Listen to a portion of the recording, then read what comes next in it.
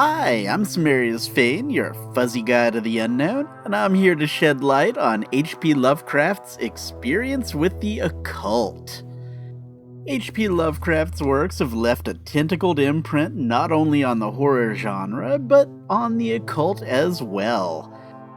Ever since the publishing of the Simon Necronomicon in the late 70s, which conflated Lovecraftian abominations with Sumero-Akkadian myths and the modern occult, many practicing pagans have been incorporating Lovecraft's mythos into their rituals. Now, this isn't to say that all or even a modest portion of modern pagans worship a certain cuttlefish-headed god, but Lovecraft has definitely left an indelible mark on the occult, to say the least. The question remains, however, did Lovecraft actually believe in the occult? While many believe that he did, this idea is simply not supported by Lovecraft himself. Lovecraft was a man of many letters, the kind you send in envelopes, and in addition to his output of weird fiction, he left us with a legacy of tens of thousands of snail mail correspondences. And from these correspondences, it is abundantly clear that Lovecraft had little concern for the modern occult, although he did have a curiosity for ancient occultism that he thought might lend more authenticity to his works. On October 9, 1925, Lovecraft was asked by fellow weird fiction grinder Clark Ashton Smith about whether or not he had read a certain occult work.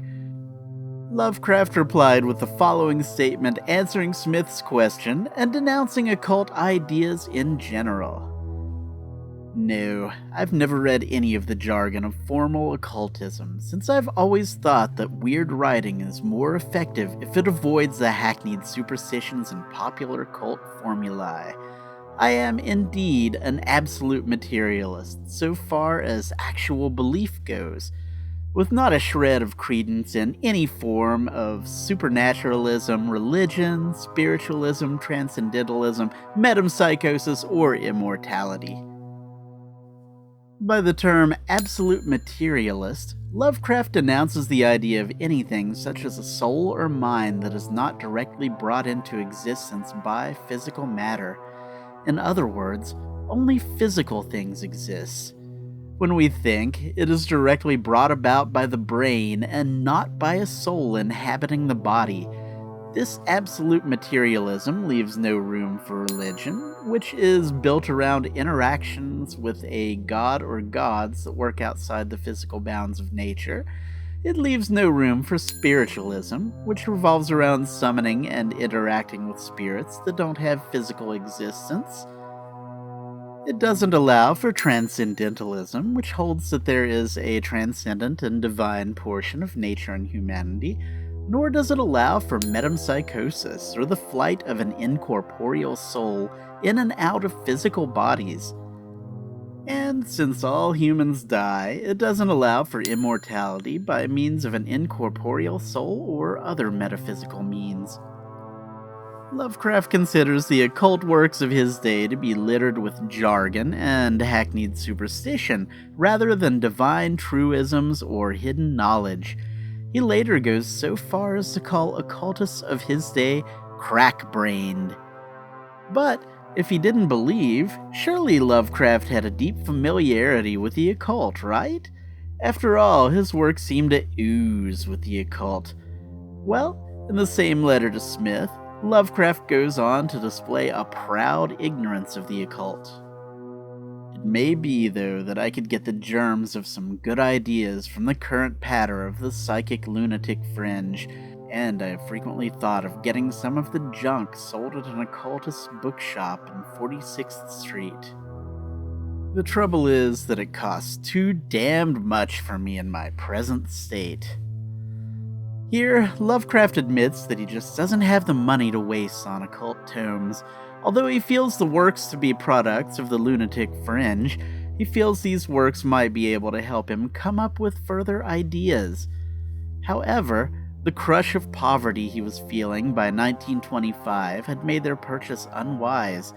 This poverty didn't relent for the rest of his life, and when he did come into bits of money, He chose to spend it on knickknacks like terracotta Roman heads, clothing, better food — in fact, he found Frankfurt sausages delightful — and other writers of weird fiction. As a result, he wasn't able to utilize the modern occult scene blossoming around him in his works of fiction. Now, this isn't to say that Lovecraft never had help from an occasional dusty old tome. In fact, a little later in the correspondence with Smith, Lovecraft does admit to consulting a mystical book of erudite learning while writing the horror at Red Hook Inn, the Encyclopedia Britannica. I bedeck my tale with incantations copied from the magic article in the 9th edition of the Britannica. Lovecraft, however, wasn't completely against incorporating occult works into his writings, and he did put more stock in ancient writings on magic than the modern occult, as seen from this snippet of his correspondence with Smith.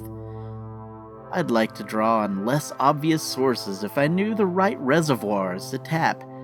Do you know of any good works on magic and dark mysteries which might furnish fitting ideas and formulae? For example, are there any good translations of any medieval necromancers with directions for raising spirits, invoking Lucifer, and all that sort of thing? One hears of lots of names: Albertus Magnus, Eliphas Levi, Nicholas Flamel, etc., but most of us are appallingly ignorant of them. I know I am, but I fancy you must be better informed.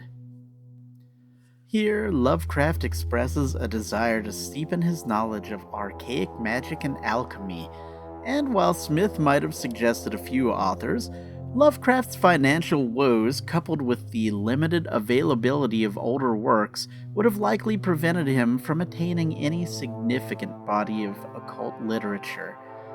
Unfortunately, since Lovecraft's later work only name-drops various mystical writers without going into any details of what they actually wrote, it's very likely that Lovecraft's poverty forever kept him from delving deeper into the older systems of magic he was interested in. And if he did embrace the occult in the 12 years of life he had remaining after this correspondence, he chose to stick primarily to his own mythos rather than incorporating ancient pantheons. Thanks for watching episode 2 of the Nerdy Sumerian. If you feel Lovecraft actually did experiment with the occult, or have any other ideas on this subject, or any ideas for a future Nerdy Sumerian episode, feel free to comment below. Till next time, plague out, y'all!